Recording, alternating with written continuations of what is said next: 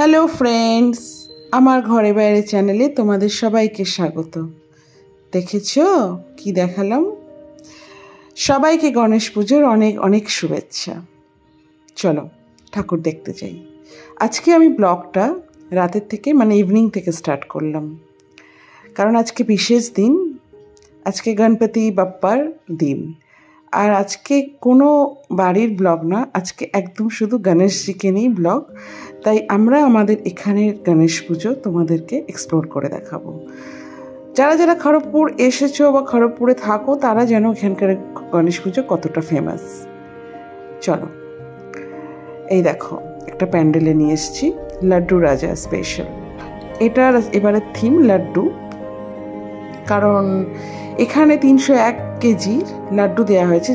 যে 301 কেজির লাড্ডু এখানে এবারে গণেশজিকে দেওয়া হয়েছে, সেটা ওয়েস্ট বেঙ্গলে ফার্স্ট হয়েছে। আর তার দাম 50,000 এরকমই বলা হয়েছে। তো চলো দেখো কি ভিড়, দেখেছো? আর ভিড় হবে নাই কেন, সবাই ঠাকুর দেখতে তো আসবেই, কি বলো? দেখেছো কি সুন্দর লাইটিং, থিম, ব্যাপক লাগছে। খুব সুন্দর করেছে প্যান্ডেলটা। আমি ভিডিওতে কতটা ক্যাপচার করতে পারছি জানি না, কিন্তু সামনে থেকে ব্যাপক। এই দেখো লাড্ডু রাজা স্পেশাল লাড্ডু।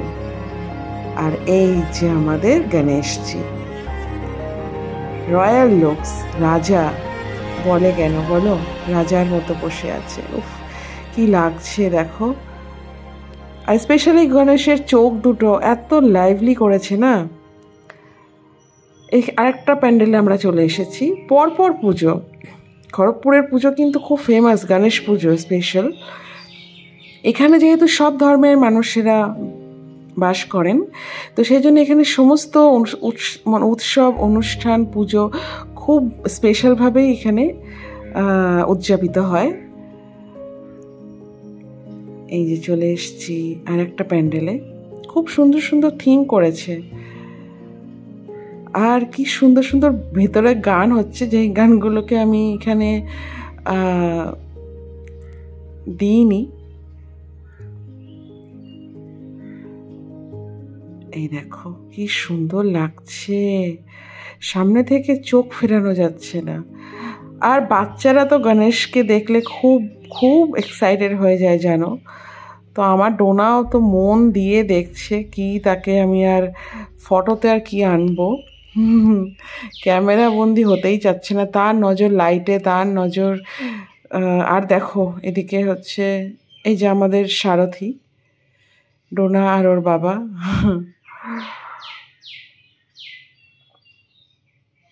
প্রচুর ভিড়। তো এই যে আরেকটা প্যান্ডেলে চলে এসেছি। পরপর পুজো জানো তো, পরপর ঠাকুরের প্যান্ডেল, এত ভালো লাগছে। চারিদিকে লাইট, মাইক, উফ খুব ভালো লাগছে।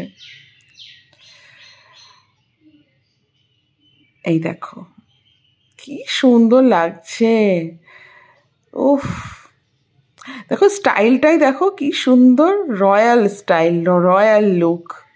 আমার তো খুব ভালো লাগে গণেশকে দেখতে। সিদ্ধি বিনায়ক, সবাইকে ভালো রাখো, সবাইকে সুস্থ রাখো, সবার বিপদ কাটিয়ে দাও। বিঘ্ন নাশক ওনাকেই তো বলা হয় বলো। থিমটাও ভালো করেছে দেখো। আমি যতটা পারছি ক্যামেরা বন্দি করছি, বুঝতেই পারছো ভিড় তো, কিন্তু আমার তো আবার মনটাও তোমাদেরকেও দেখাতে চাই। একা একা আর কি দেখবো, আমার পরিবারকেও তো দেখাতে হবে।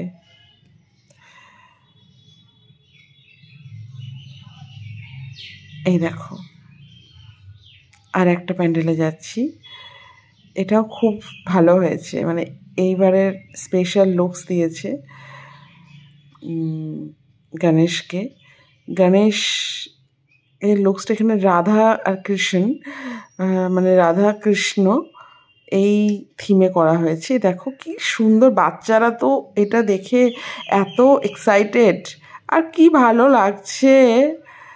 মানে মনে হচ্ছে দুটো বাচ্চা দাঁড়িয়ে আছে, সামনে দুটো আবার দাঁত গণেশের।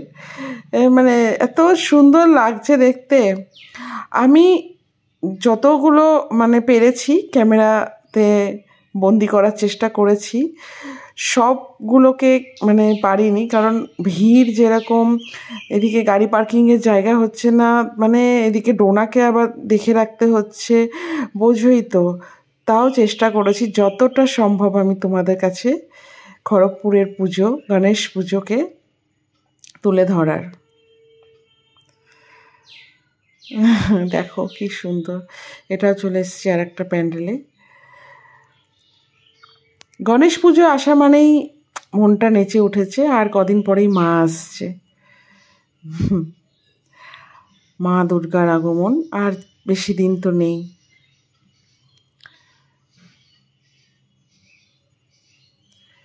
গণেশ পুজো দেখা মোটামুটি কমপ্লিট। এবার পেটে চুহা ডাকছে, বুঝতেই পারছো। ডিনারের জন্য চলে এসেছি। এই দেখো চিকেন রোস্ট, রোনা বলছে কাবাব খাবে, তো চলো। ভেতরে ভালোই ভিড়, আর অনেকটা রাত হয়ে গেছে, 12টার কাছাকাছি। তো তাড়াতাড়ি করে আমরা খেয়ে ডিনার সেরে নিলাম, সেটা আর ভিডিওতে আনলাম না। আর এবার বাড়ির দিকে যাচ্ছি। বন্ধুরা, তোমরা যেখান থেকেই দেখছো, যদি আমার ঘরে বাইরে চ্যানেল তোমাদের ভালো লাগে, please like, share and subscribe করো। আবার দেখা হবে পরের ব্লগ।